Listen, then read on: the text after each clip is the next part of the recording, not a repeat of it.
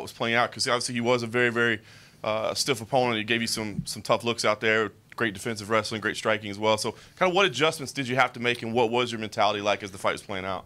Yeah, I was so when I got back from New York, I was thinking how would I beat myself, and I started watching the Jeremy Spoon fight, and I realized how much he ran from me, and I was like, okay, I don't think Ricky's gonna run from me as much, I think he's gonna try to make a statement as well on me.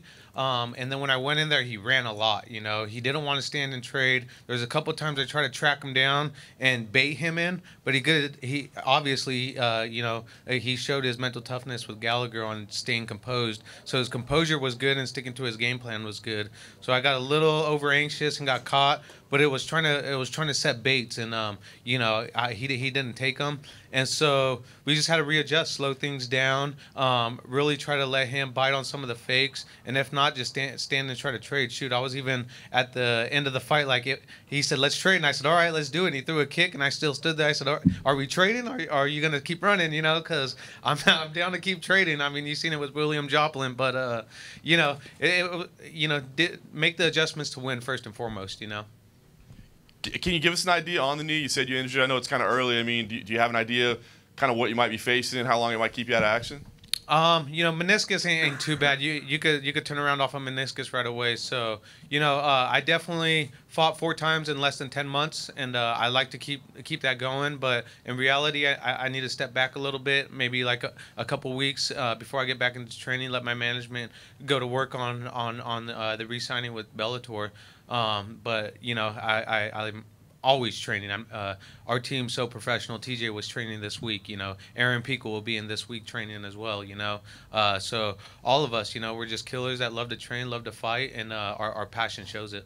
And last thing for me, I mean, as far as your future, you got to talk with Bellator about it. But I mean, what weight class is it? I mean, is this where you'll be forever? Do you see yourself bouncing and contending in 2 different classes? What do you feel your future lies?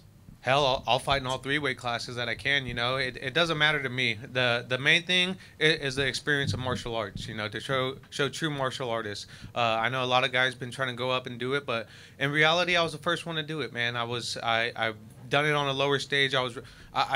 Nothing was handed to me from the beginning, and I knew that. I wasn't a big name coming out of wrestling in college. I was ranked number 2 in the country. Unfortunately, didn't get to showcase my skill my final year.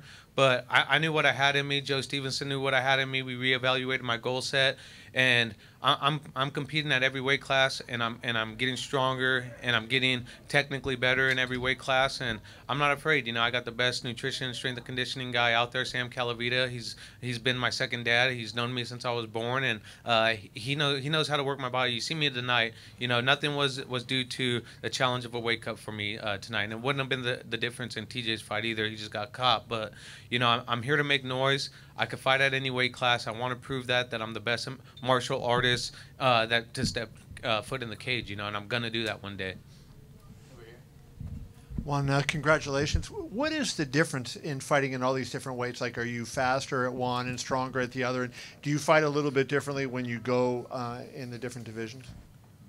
Having Sam Calavita, that's why it makes it so remarkable. I'm able to do the same exact thing at 135, 145, 150, 155, and if they had 160 here, you'd see the same thing. Constant pressure, constant explosiveness, and just wearing people down. He's the best. He knows I could compete with muscle. He knows I can compete very lean, and at my optimal at 145. You've been around a long time, and you know how the game goes. I wanted to ask you about your reaction to Fedor as a fighter. I'm sure you were a fan of his, and as you watched him when you were a kid. To see a guy like that go out the way he did, with a one punch and everything, as a fellow fighter, what does that say to you? Man, for MMA, the first punch is always the most deadliest.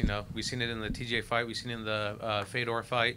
You're not ready for the impact, and that's where I made some adjustments on my warm up this morning and tonight, going out there, being ready for the first punch, because you're not sure how much the impact's going to take, and you're tentative, you're scared, your emotions aren't clear on how hard this guy's going to hit. So it's always the first couple punches that are deadly, but once you're able to withstand understand some of the impact, you mentally take note what's going on in there. And so, I think he could be back if he wanted to. He is a legend, like you said, and it was unfortunate to see him go out like that. Yeah. Hey, Juan, right over here. Congratulations on the win. Those of us in the know, we know how great you've been over your career. Just look at your record. But do you feel like tonight was the night where you reached sort of a greater audience just with the fact this was a huge card and a huge fight for you?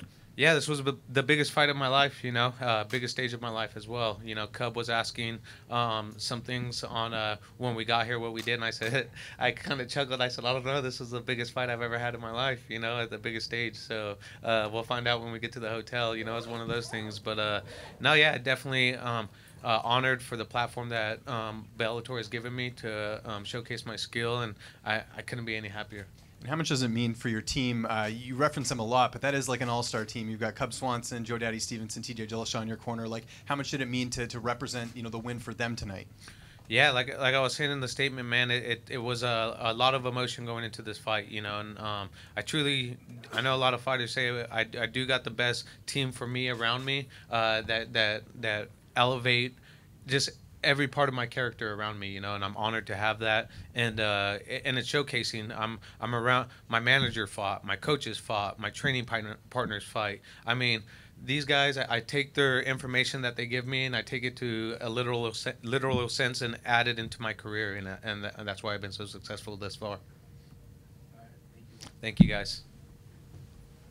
Next up, we'll have Scott Hager.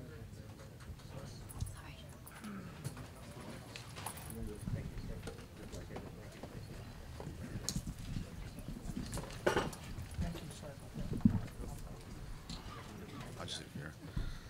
Thank you. Raise your hand if you got a question for Scott.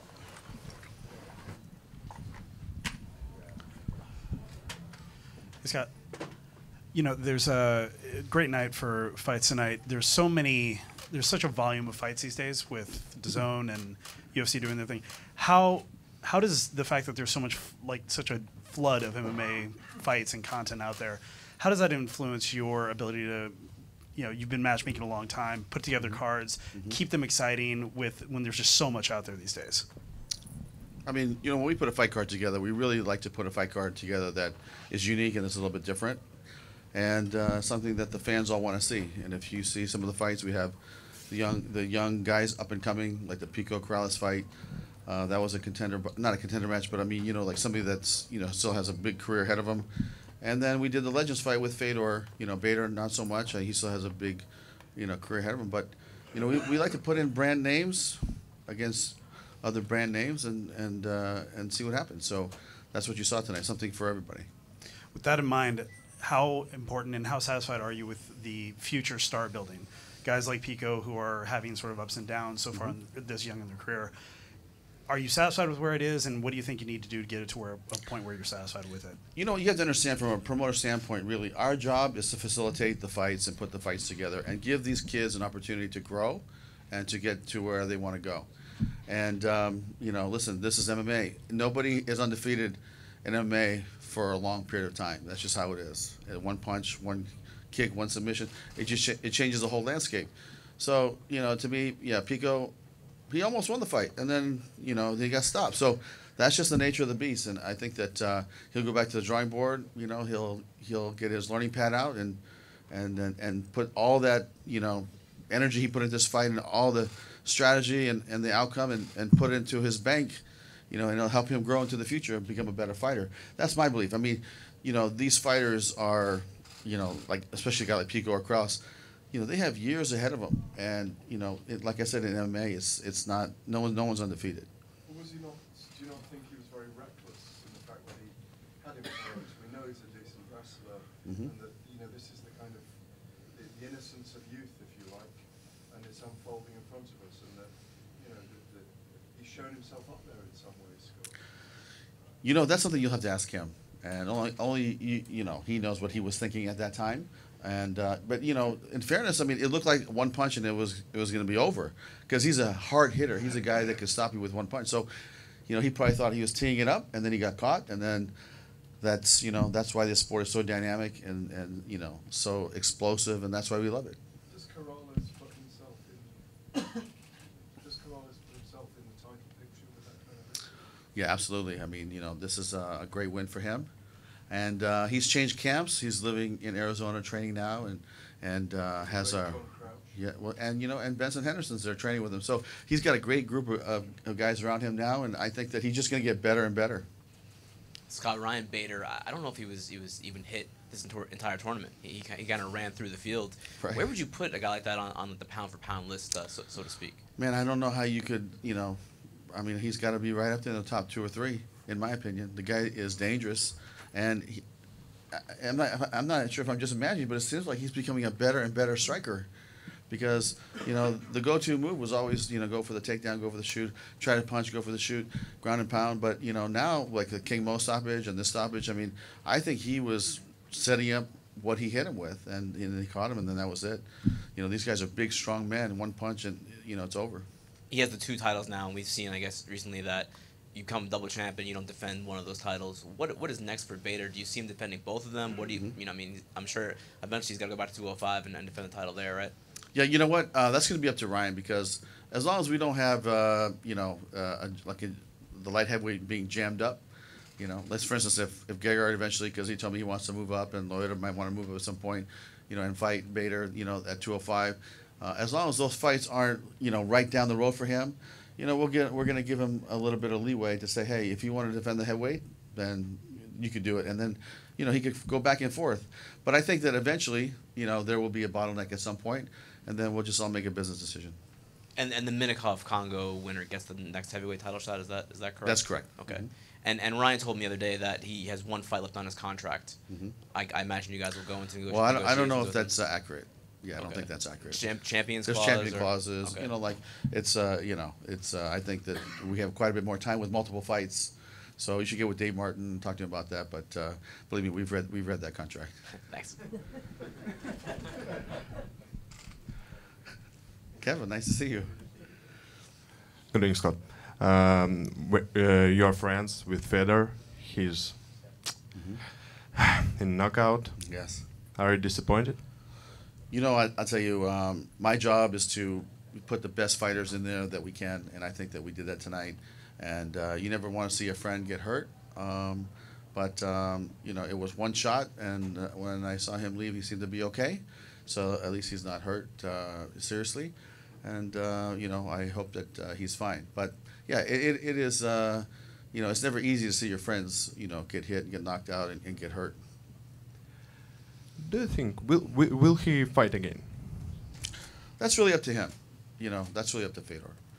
And, I think that we had a relationship, that lasted for many years, and he fought for me back in Strikeforce. And Fedor, he doesn't have to fight again. He's already done it all.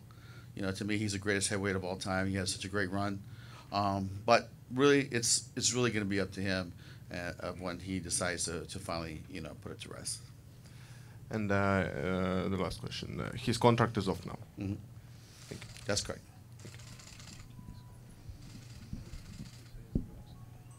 Hi, Scott. So Tito Ortiz was very visible cage side today, and just about a minute ago, he has tweeted that he wants to rematch Chael and take on Ryan Bader. Have you had any discussions with him about returning?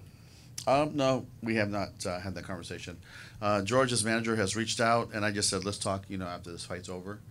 But we'll see. I mean, fighting Chael, he's already done that. And to me, it's like, why would you want to rehash that? And, retirement after retirement. But, if he wanted to fight again, would we fight him? I'm not sure. That's something we would decide, if the opportunity came our direction. But we're not that far down the road. Okay. And some weeks ago, there were rumors flying around that Tito was looking to fight Dan Henderson. Dan Henderson was also in attendance tonight. Mm-hmm. Is there any truth on your side to that rumor? No, we're not talking to either fighter about fighting for Bellator. Over here, please.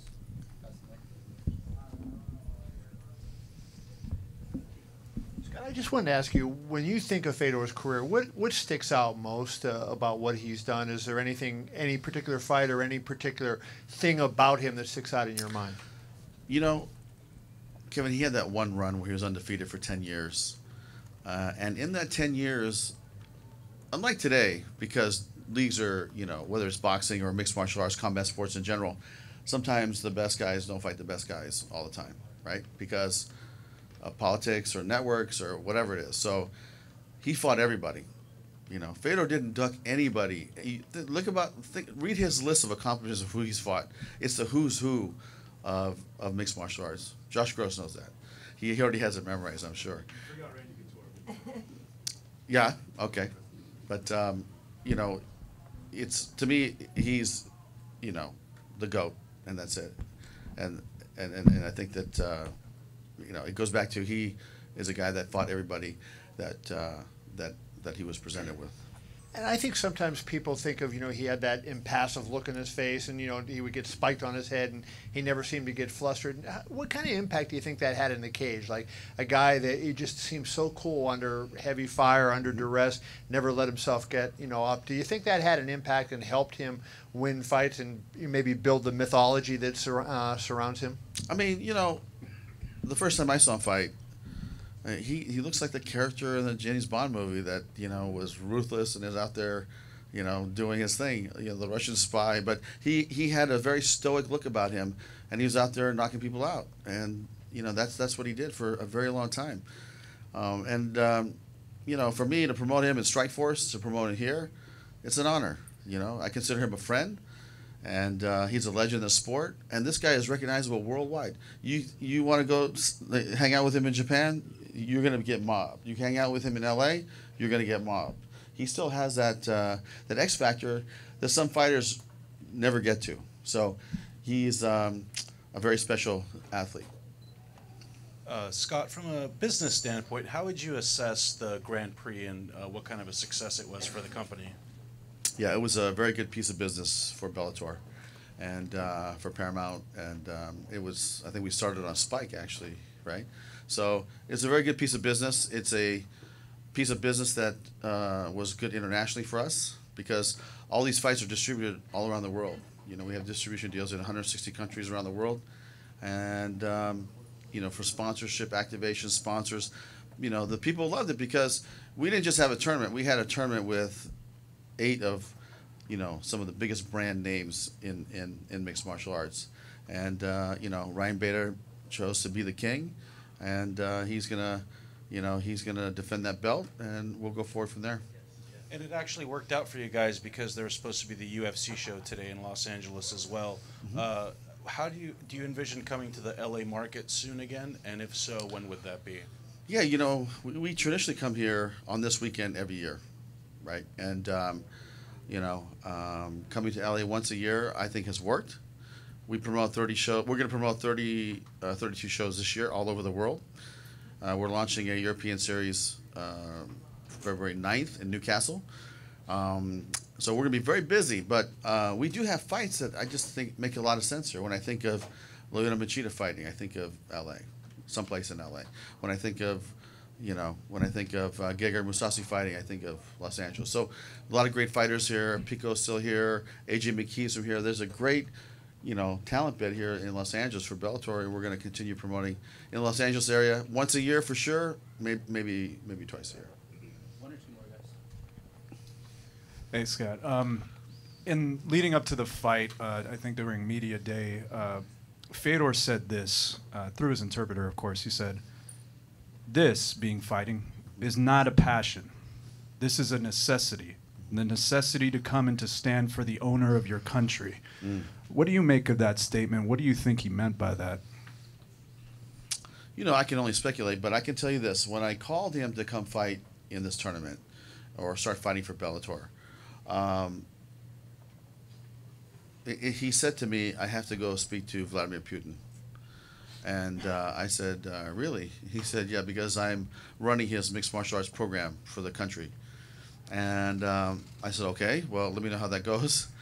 And 2 weeks later, he called. He said, "Okay, I have his approval." So he had to go to, you know, the leader and the president and get his permission and his blessing.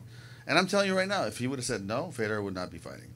So he respects him a lot, and he, you know, when with what, you know, your statement there, that's really what it comes down to, is that, you know, he is fighting for. I always said, I fight for God and I fight for my country.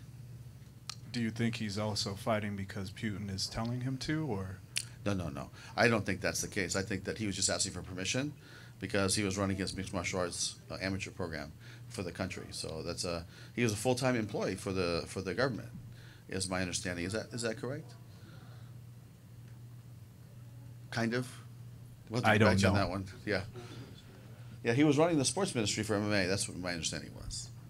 Okay, and I know his contract's done, and there was a lot of talk of retirement, but what do you want to see happen? And if you have him in Bellator again, how do you match up somebody who's had this run, has built this legacy, and is now at this point in his career? Yeah, I mean, listen, this is how I feel. It's like, he's already accomplished everything, and it'd be nice to see him maybe do something in Moscow as a big celebration, for all his accomplishments, and then move on. That's what I think would be the right thing to do. Last one over here with Garrett.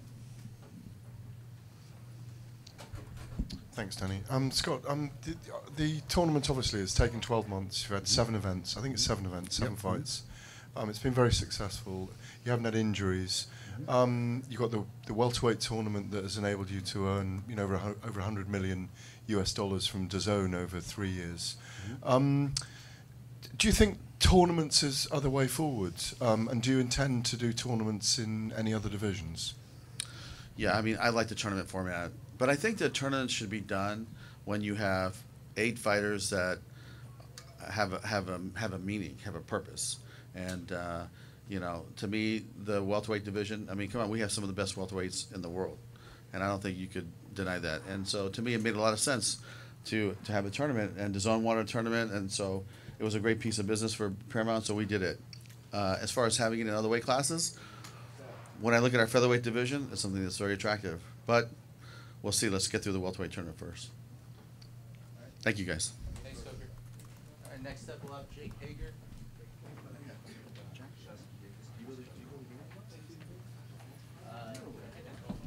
First question? First question. Thank you.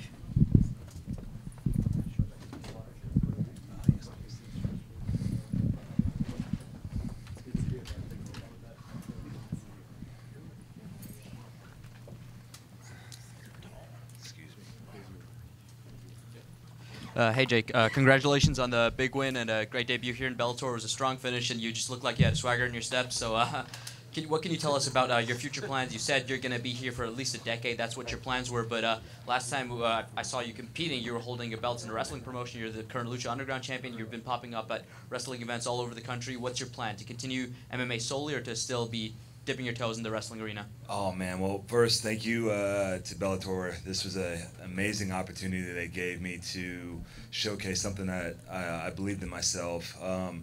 Really, I had so much fun out there and really enjoyed this whole week, and the past year and a half have been such a positive experience upon me, my family.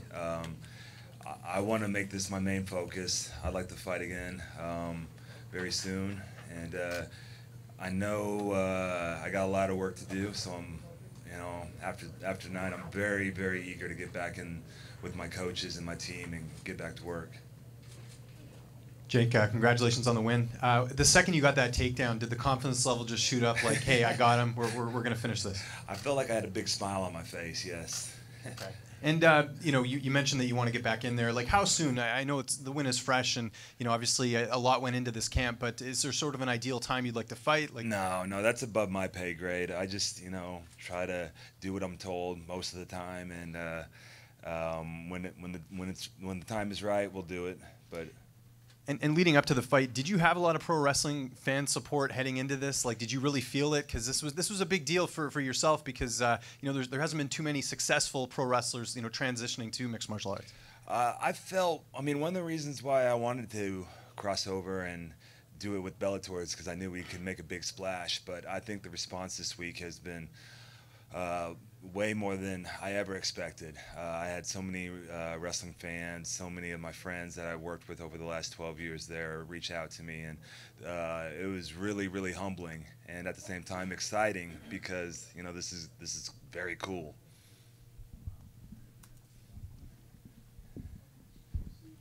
Hey Jake, how did it feel in there first time? I mean, was it comparable to being in a WWE ring? Like, what was just the feeling when you entered into the cage and there, you know? Yeah, I was having a lot of fun. I felt like I was going to worry about people looking at me a little bit, and that was going to affect my game plan or whatnot. But my team, my coaches did a great job beforehand. I felt very focused. I felt zeroed in on my opponent. And when I went out there, it was almost like quiet to me. And so that was surprising, because usually with a wrestling match, you're trying to remember every single super kick that you have to do. And you said you want to fight again soon. I mean, what level are you looking to fight at? Because obviously, you know, your opponent tonight was one-on-one as a pro. Do you continue to want to fight someone who has that level of experience, or do you want to kind of work your way up now? Yeah, again, above my pay grade. I'll be the first to say I have a lot to improve on. I think it's very exciting where I'm going to be in 6 months, where I'm going to be in a year, where I'm going to be in a year and a half. Maybe at that time I could fight someone like Ryan Bader. I mean, what a great performance tonight. Did you know Ryan at all from He was at Arizona State when I was at Oklahoma. He was the 197-pounder. I was the 285-pounder at Oklahoma, so we didn't get to tangle at all. Last thing for me, I don't know if you saw the photo from the WWE locker room. I guess they were rooting you on today. I think Keith Slater might have tweeted it out. Did you see that? I haven't picked up the phone yet. Just kind of been smelling the roses. Gotcha. Thanks, Jake. Jake, congrats on the win again. Speaking of your game plan, your ground and pound seemed very deliberate, very measured. You weren't going crazy, but the shots that you were landing were really impactful and definitely helped set up the finish. Was that something you were specifically trained on, or was that just something you found yourself in the moment trying to be measured and trying to slow down? No, that's something that we specifically trained on. We wanted to use the cage, and from the beginning, he put his back to the cage very quickly. And so I kind of felt like he was going to try to sucker me in with something. But once we got on top, we knew he wasn't getting back up. Very comfortable there. A lot of familiarity there. My team, my coaches have done a great job of explaining it to me in an amateur wrestling way when it comes to jiu-jitsu or when it comes to the ground and pound game. So I understand it. And, I mean, that was definitely our game plan. And then coming out of this fight and then going into your next camp, is there something you want to specifically focus on? Is there a specific part of the game that you want to pay more attention to going forward? I don't know. How did my hair look tonight? Great.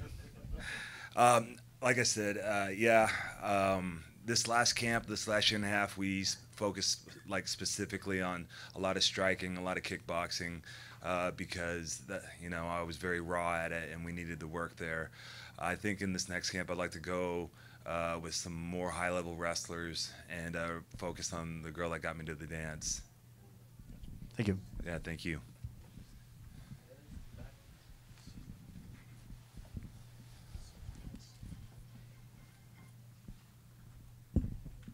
Hey, Jack, back here. Jack Hello. Swagger. Earlier this week, you were in pretty good spirits. You were very happy, about this whole experience and everything. But fight day can be very nerve-wracking. What was your day like today leading up to the walk to the cage? Yeah, wife woke me up and immediately felt how lucky I was looking next to her. Hey, babe.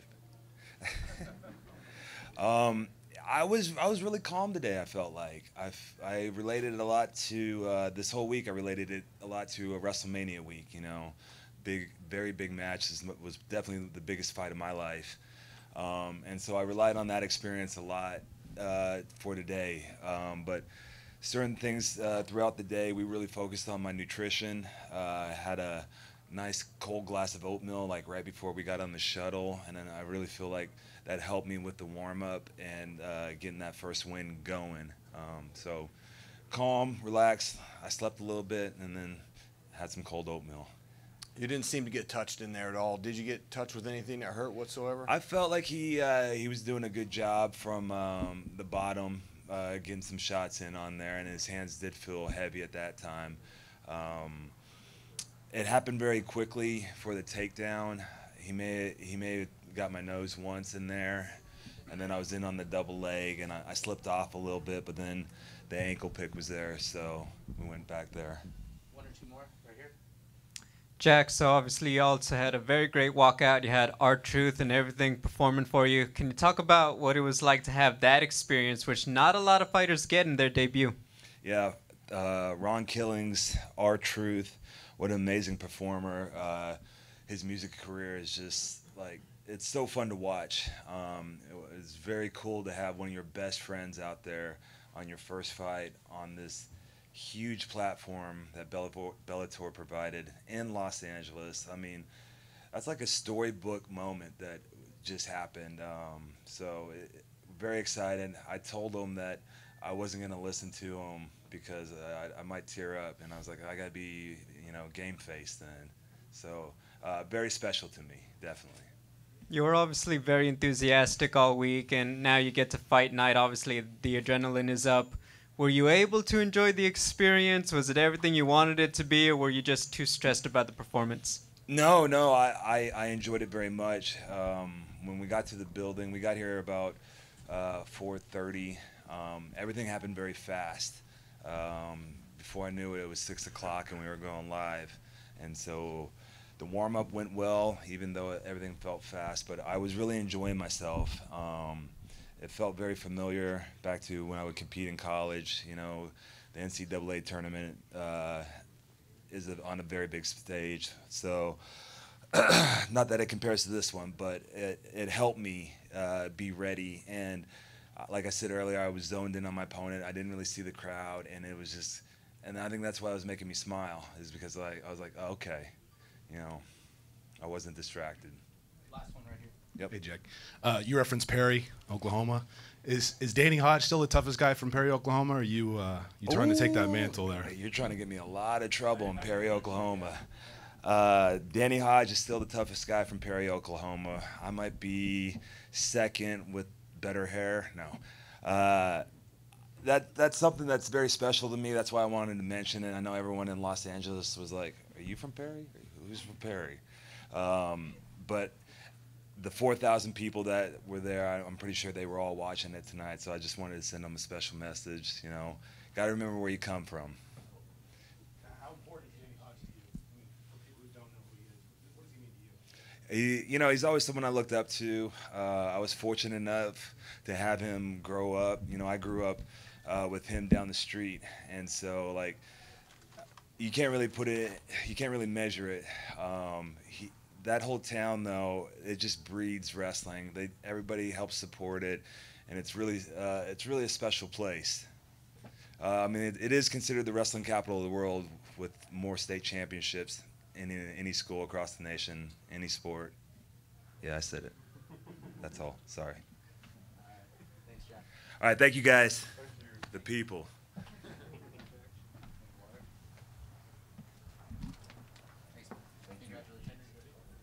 Henry Corrales will be coming up next.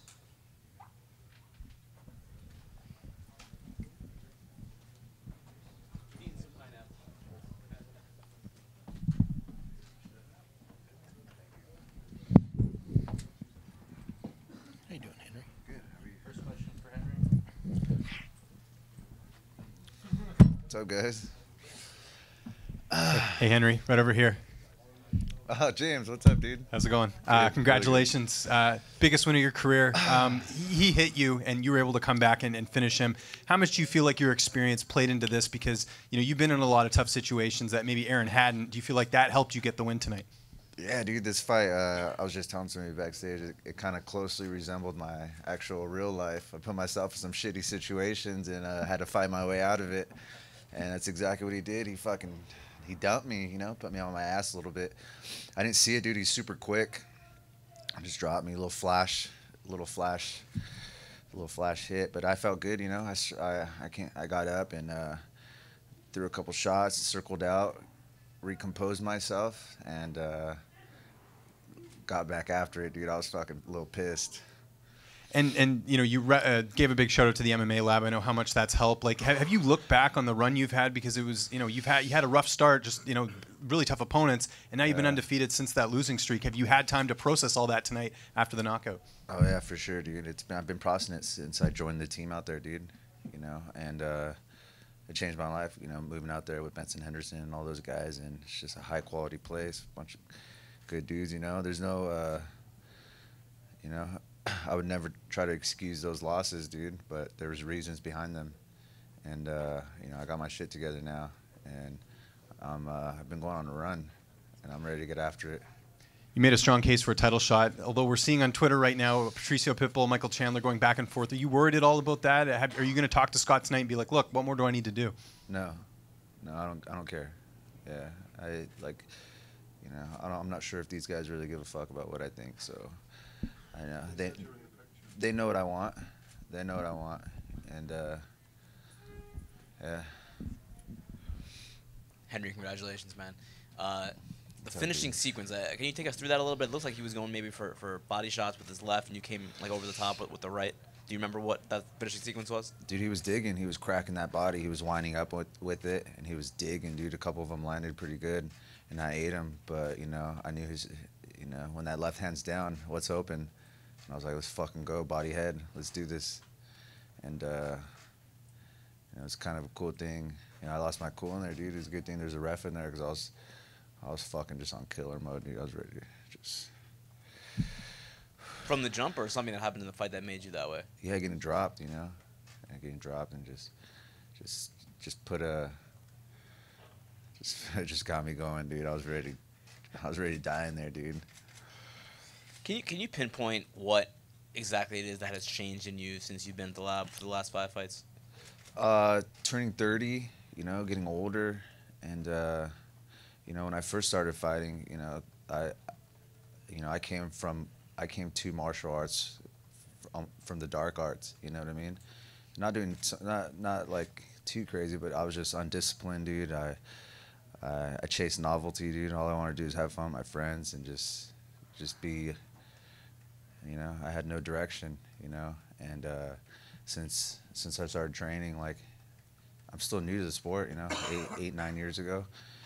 I haven't been in trouble, and you hear a lot of guys say it, and I know what they mean now. And martial arts really changes your life, dude, because it extracts so much out of you, so much discipline, and just the whole team environment and everything. Like, it's rich, dude. I love it, man. I'm just so grateful for all this. You said earlier that the fight almost paralleled your life a little bit, where you put yourself in some bad spots. And yeah. What bad spots were you in at some point, and how did you battle back from those in your life? Dude, stupid stuff. Not even cool stuff. Like, I was getting in shootouts and like being a crazy gangster.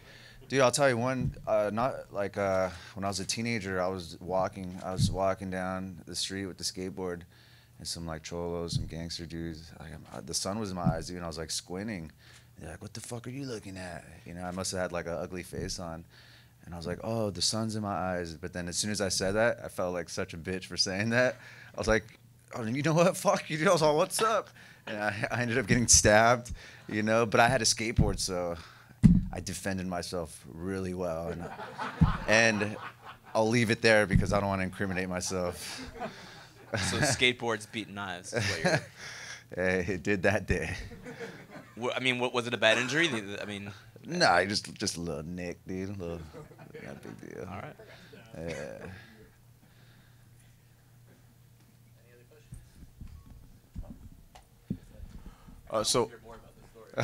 Yeah, I kind of want to hear that story. There's too many of them, dude. Dude, I promised my mom. She's like, dude, don't start telling your stories. Like, she's like, you're past that now. Move on. Don't talk about it. I'm like. So, Henry, as somebody who had a rough start to your career when you made it to the big stage, any words of wisdom that you could offer Aaron Pico as he has some ups and downs in his big stage career? Dude, I'm not even worried about that guy. He's a stud. That guy's he got all the tools. And he's gonna be fine. He's gonna be fine for sure. And speaking of words of wisdom, your teammate Benson Henderson has had quite a few big fights. Anything in particular he was able to impart on you before making your walk today that helped out?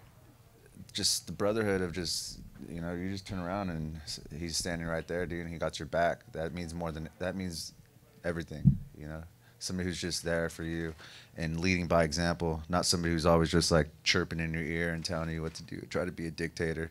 This dude leads by example, dude. His kids are at the gym all day. His wife is there teaching jiu-jitsu classes, and the guy's just he's just a high quality man. Thank you. All right. Thanks, Henry. Appreciate you guys. Congratulations.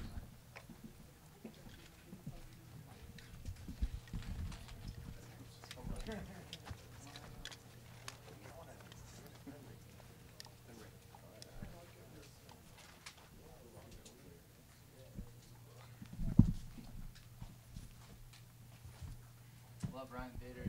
Eric Pico is going to join us as well afterwards.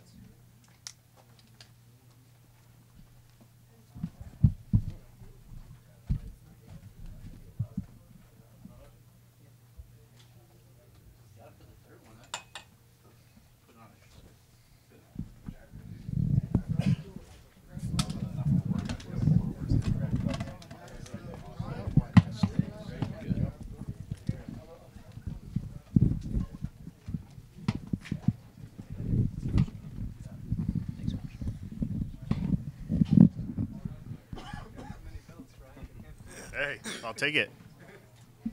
What's going on, guys? Thank you. Thank you. There's a weight limit on that thing. Hey, Mr. Bader. Congratulations on that victory. Great win, obviously beating a legend like Fedor. Scott Coker came in here earlier and he was talking about how you're definitely one of those guys up there at the top, pound for pound. And here you are standing with 3 Bellator belts, first person to ever win 2, let alone 3. What do you think of your own legacy at the top of the Bellator fighters list? Do you think you're going to go down as one of the greatest of all time in Bellator and MMA in general? Yeah, I'm not even thinking about that. I think this kind of solidifies that I am one of the best pound for pound out there, but it's just one of those things where I feel like I'm in my prime right now. So there's a lot more to go. And so I haven't even really begun to kind of scratch the surface on legacy and all that kind of stuff. So, but this was a pinnacle right here. This heavyweight championship. I'm the light heavyweight champion. I got to fight Fedor, one of the best of all time, in the Grand Prix style tournament and become a 2-division champion. I mean, what else is there to do? I can't drop to 185. You can defend him and all that, but to do that against that competitor, in Fedor, and as you look back at a career, I mean that'll always be a highlight. Ryan over here, as you're sitting there in the cage waiting for him to make his entrance, but he's slow, he's taking his time. This big Russian, everyone's going nuts for him. Yeah. What are you thinking as you're sitting there waiting for him to get in there? I'm just trying to focus on what. I put myself there before in training camp and all that, because, all the hoopla and the, fighting Fedor and try not to get the wide eyes and looking across from a legend and all that. And it's experience. I've done that in my past. I've fought, legends of the sport, who's who of MMA. So for me, I try to put that way down deep and not even think about it. It pops up every once in a while in training camp and fight week and all that. But when I was standing across there, I've never done the with the flags coming out and all that, the Star Spangled Banner. It definitely was different for me, but it got me fired up. And it's kind of like you walk out, you have those emotions going, and then it slows down a little bit, and so then you kind of got to kick it back up a little gear. But man, it was fun. Then that left hits, and you see him go back. Do you have a human moment there? Or are you still? You know what? I saw that moment, and you can ask my team. We practiced that moment a lot, and I saw that punch was going to do it. He throws. You can't see his right hand because he throws from his hip. It's very hard to see. He throws hard, but in doing so, you leave yourself exposed. And we felt that he was going to respect my wrestling a lot, and I could put one up top. And if you look through any of the footage on, the ones that didn't get played, but on the countdown shows and all that kind of stuff, we were practicing that punch the whole time, throwing a jab, getting our distance, and then feinting and throwing that left hook, and we knew he'd be there. And it just, that's a hard punch right there. He went down, and I saw that over and over again already, so it just kind of played out how we saw it.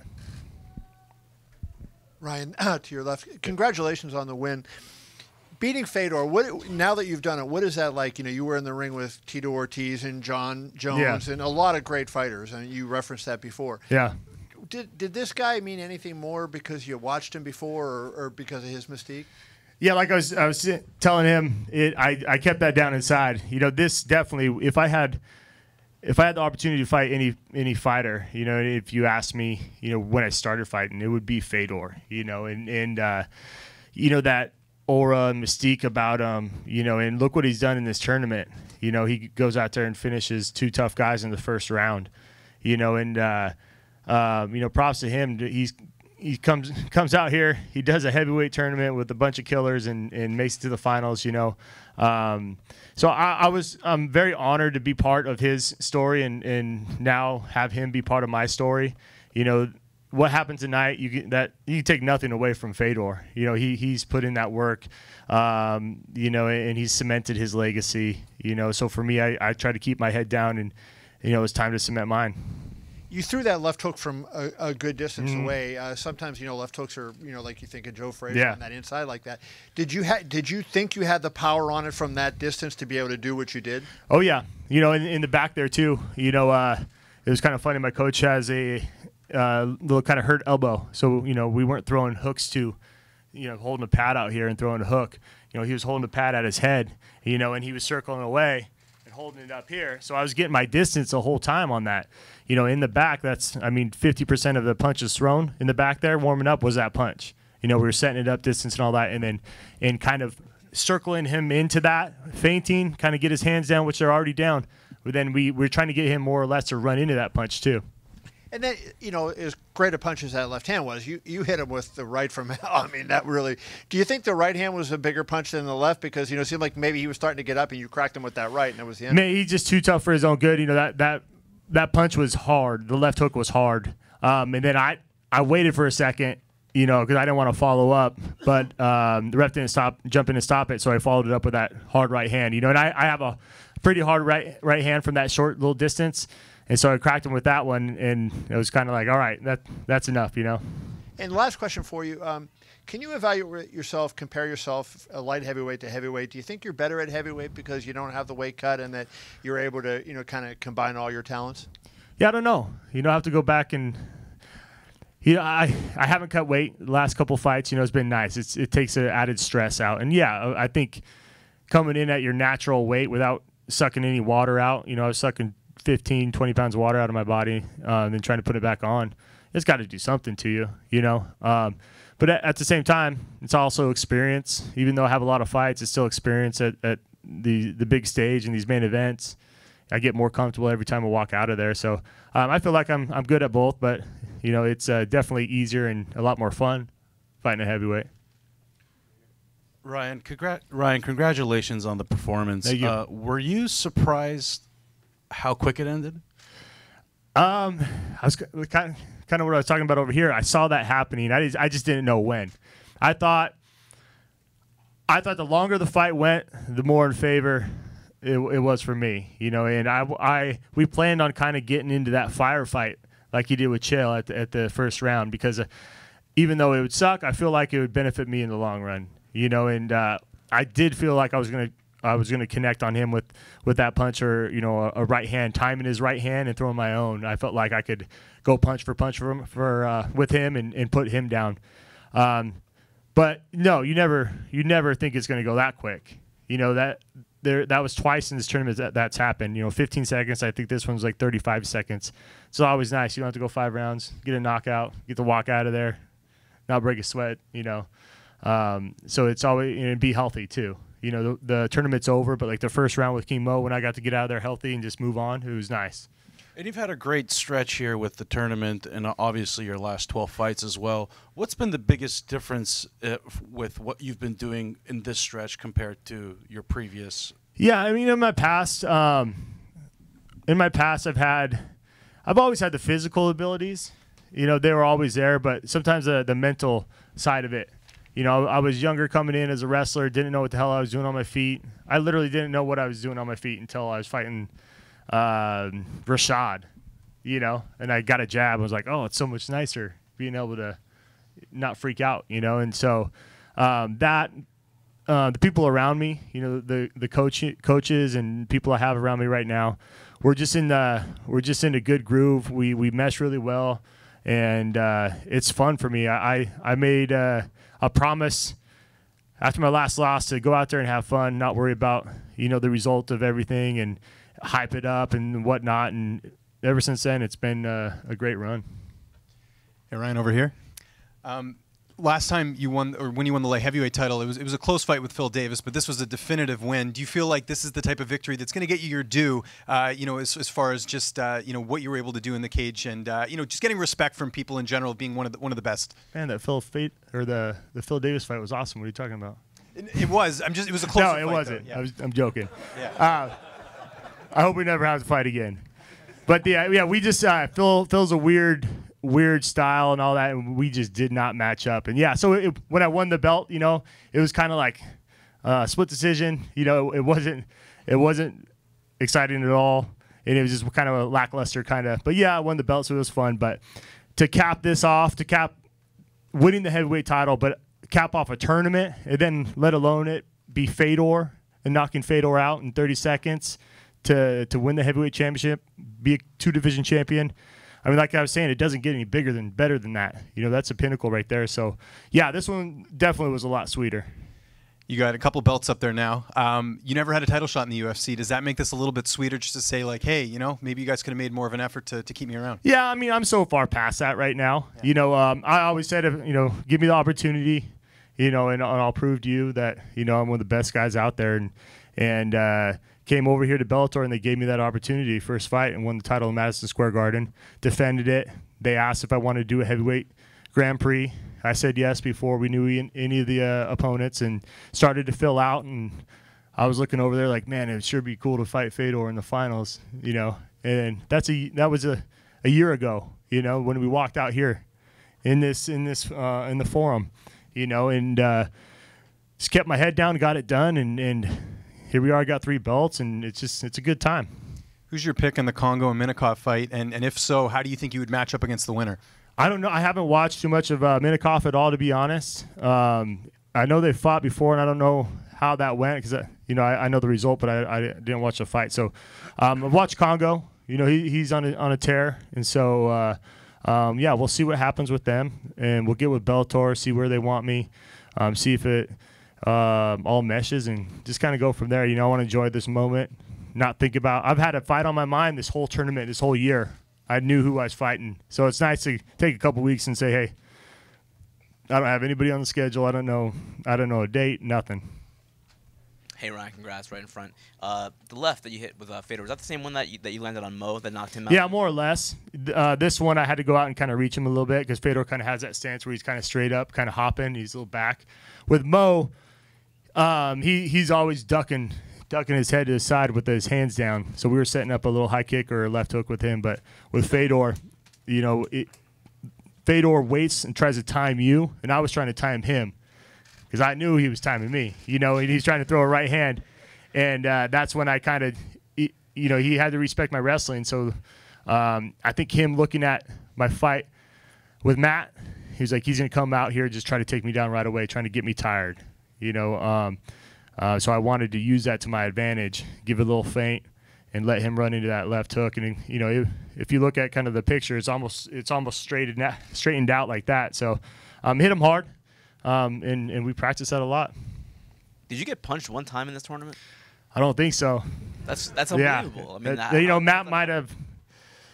I don't remember get punched on the feet. You know, it might be one of those things on the ground or something. But yeah, I didn't.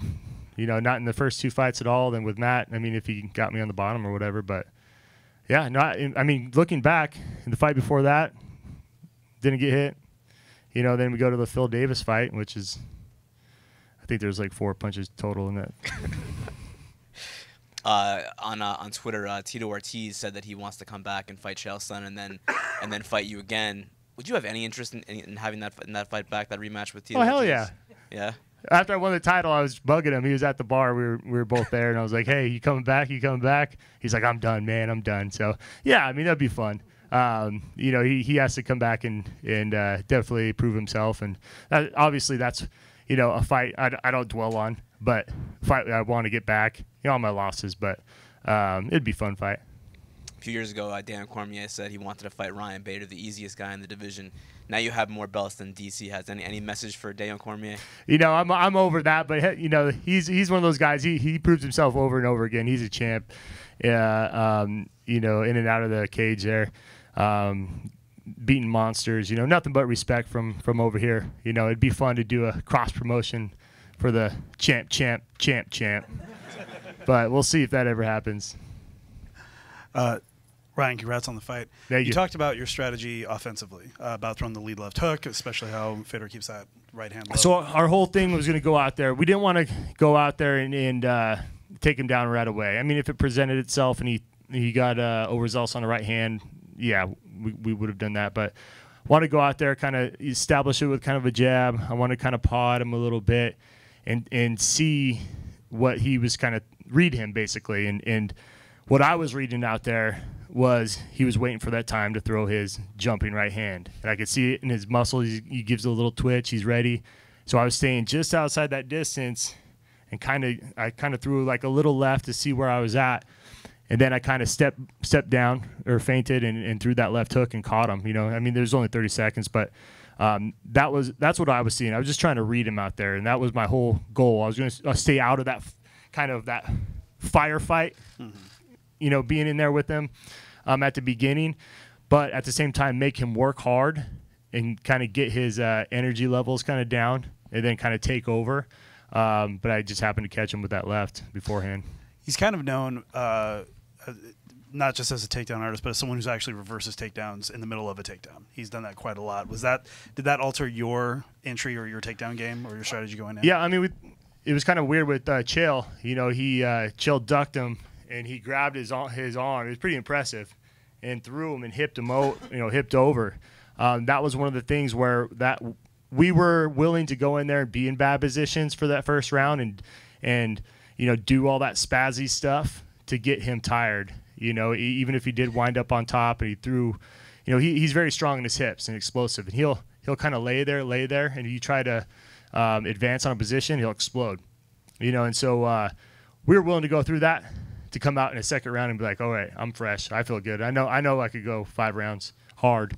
I didn't know he's never been 5 rounds over 3. You know, so that was kind of the plan going in, but you know, at the same time, I thought I could catch him too with his hands down. And last question, as a fan of MMA yourself, do you want to see Fedor fight again? I don't think he has anything left to prove. You know, I'm one of those guys though. If your heart's in it and you want to, and you're not going to be satisfied in your life unless you do one more or you want to go out on a win, then you know he should be able to do what he wants. You know, he's earned that right. And but yeah, I mean, I see both sides. You know, you want to remember him also as, you know, the Fedor Pride era, tearing people up. You know, and he's been able to. That's the thing though too. If you look at, he got Mitrione got him, but he went through and beat Mir and Sonnen in the first round. You know, it's not like he's lost 5 in a row or anything like that. You know, he's coming off a win streak here and in the finals of a heavyweight tournament. So I mean, that's up to him. One more over here. Yep. What do you do tonight to celebrate not only a win over Fedor, but you know, getting the heavyweight belt? What's the celebration? It's always like sweeter before the fight. You're like, oh, I'm going to do all this. I'm going to do this. To be honest, I got a bunch of family and friends here. We'll go back to the hotel bar. I'll have a couple of beers and try to eat because I've been eating protein bars and that all day and want to eat something different. Honestly, and then I'm gonna stay here. I got my kids here at the beach, so I'll stay here a couple of days and then go home. Really hang out with family. You know, it's a lot different now than having kids and all that kind of stuff. So, but the best feeling is you fall asleep at night, like tonight, right? And you wake up, and every morning of this week, you're like, what day is it? Oh, I got weigh-ins today.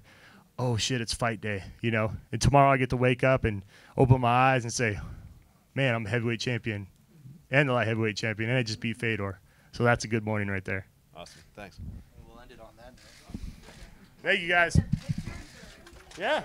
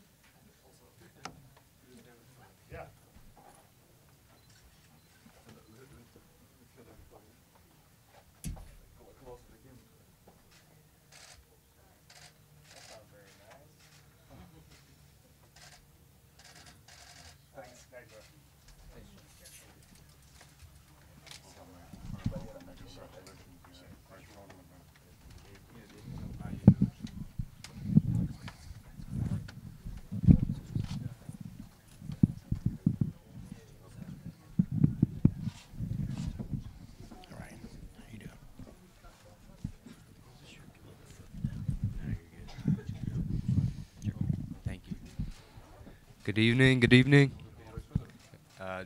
Not much to say. It was a hard night for me. I'm 22 years old. I've been here before. I lost my first pro fight, but there's really no excuses to make. I felt good out there. The training camp went well. I hit him. I think I hit him. I have so much power in my hands, I don't realize I knock people down, and it just happened so fast. But obviously I made a mistake by staying in the pocket too long. It was a 50-50 chance of somebody getting knocked out. That sucks. It sucks bad, but hey, I'm 22 years old. I don't have this figured out yet. It's something that needs to slow down for me. I need to use my wrestling a little bit more, and hey, we'll go from there. We'll go back to the drawing board.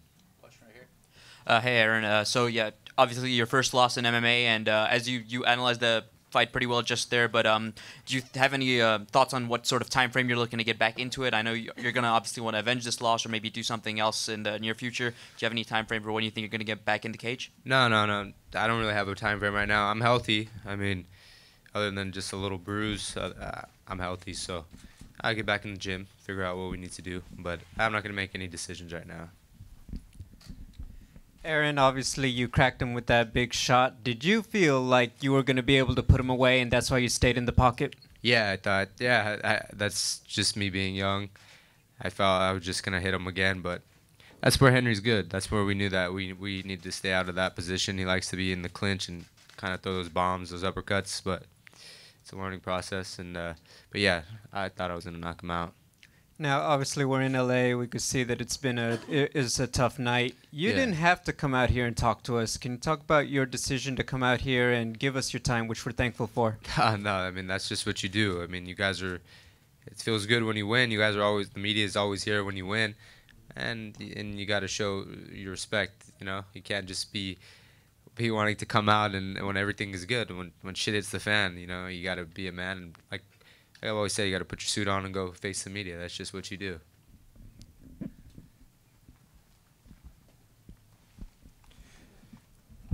Thank you. So, Aaron, any plans to try to incorporate more of your wrestling base into your future fights? Yeah, for sure. I mean, obviously I have a lot of power in my hands, but wait till they see my wrestling. I mean, my wrestling is on a different level. I mean, so I'll start definitely using it, but. Hey, we'll see. We'll take the fight as they come. I felt a lot more comfortable this fight. I felt, everything was slowing down. I just got clipped with a really good punch in the clinch. But other than that, we'll see. We'll take it as it goes. Your next time out, would you prefer to take a more low-profile fight? No, I don't think so. I mean, if I could get a rematch, that'd be great. I'd probably fight for a title, but no, I think top 5, top. I don't know. That's not really my decision, but I'm capable of beating all these guys. That's what they don't realize. Obviously, I got hit with that punch, but my skills are there. I just need to take my time. That's something that Coach Antonio has always preached to me. Is just take my time. I have all the skill sets in the world. Just haven't had really time to use my wrestling. I've been knocking everybody out. So, but it's a learning lesson when you go against these veterans. They're able to endure the shots and find their openings and weather the storm a little bit. So that's a learning lesson. Aaron, is this the right weight class for you? I think some people felt like the cut might have been too much. Do you feel like that was a factor at all? No, but the cut's not hard at all. That's what people don't realize is like I don't really cut weight all that much. I mean, I watch it. I eat 24. I mean, all year round. But the cut is actually not bad. I make it easier than I did when I was like 4 or 5 years ago. I make it a lot easier. Everything is going well with my training. Everything is on point. My meal prep is good. My coaching is good. It's just a little simple mistake getting hit in the head. There's not much to say. People can make all the excuses in the world. Oh, coaching is bad or this or that. No, weight cut is good. I'm definitely too small for 155. I mean, I walk around 165 and only have to fight at 156. There's no way. 145 is the best weight class for me. And respect for you coming out here and talking to the media. Are you going to avoid social media for a bit just because, there's going to be a lot of people, a lot of haters, so to speak? Oh, I'm sure I'm going to face a lot of negativity. For a few days, I'll be off of it. I'll just go with my family, maybe go on a little vacation. But I've been here before. It's not my style to just hide hide and go home and not face the media, because you guys are here for me when I am doing good, and then when you're doing bad, you guys are obviously still here. So you can't be that guy. You can't. I don't know what the term is. I can't come top of my head, but somebody that's like, when everything's going well, they're here, but if they're not doing so well, they just say, "Ah, screwed, I want to go home and hide from the world." Nah, it's something that that's the way I was brought up. You know, you can't just. My dad would tell me, you just can't go out there and everything is good, and then when something goes bad, you just turn around. You have to face it. Hey, it sucks sometimes, but it's just what you do. My last question, this is obviously very fresh, but would you like your next fight to be out of the U.S., maybe do an international fight just because Bellator does travel, just to switch things up a little bit, or do you want to fight close to home? I feel good. I feel good fighting at home. It's a lot easier. I mean, fighting the guys that I've been fighting, I mean, my skills are there. That's the thing that's so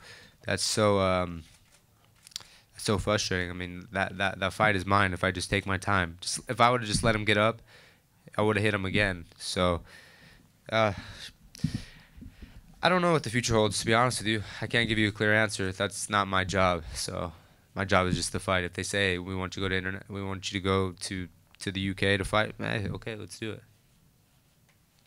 Aaron, over here. Can you put into words how this compares to losing your MMA debut? I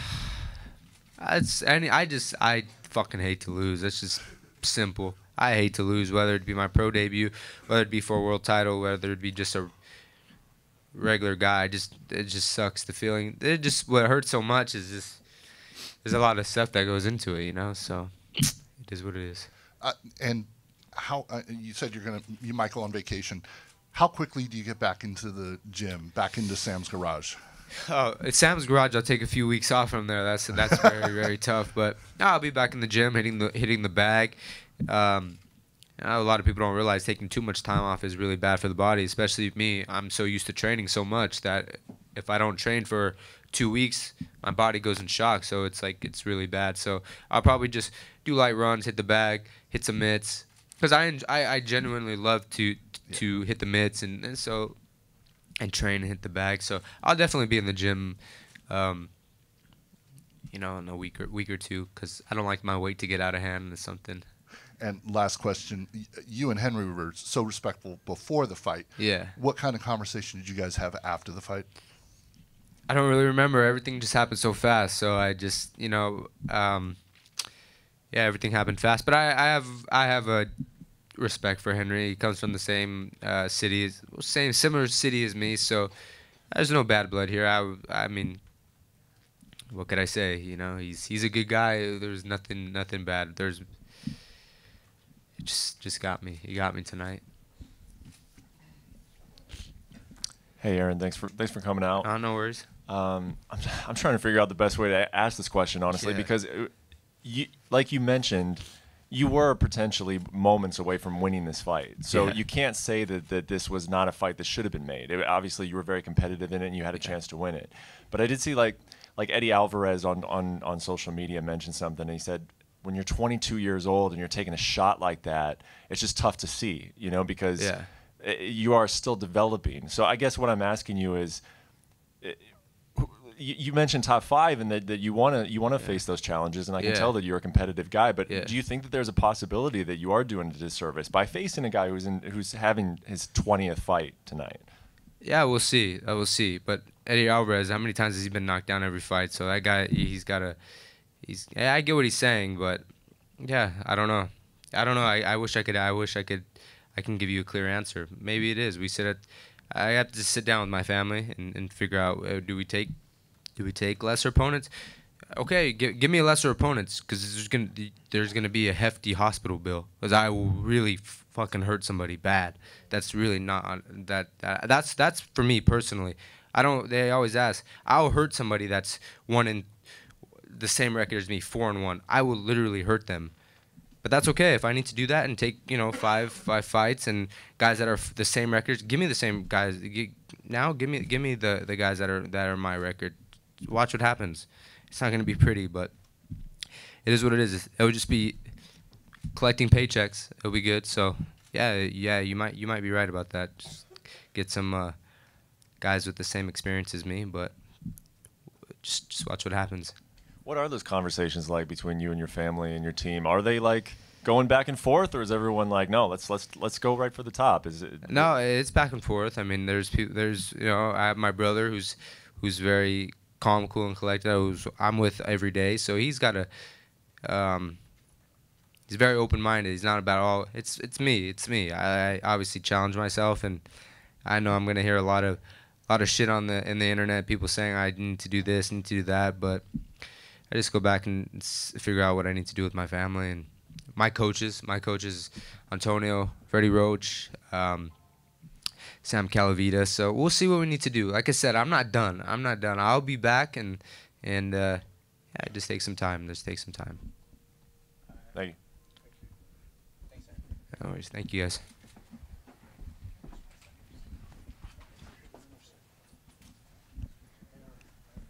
That's it for the scrims tonight.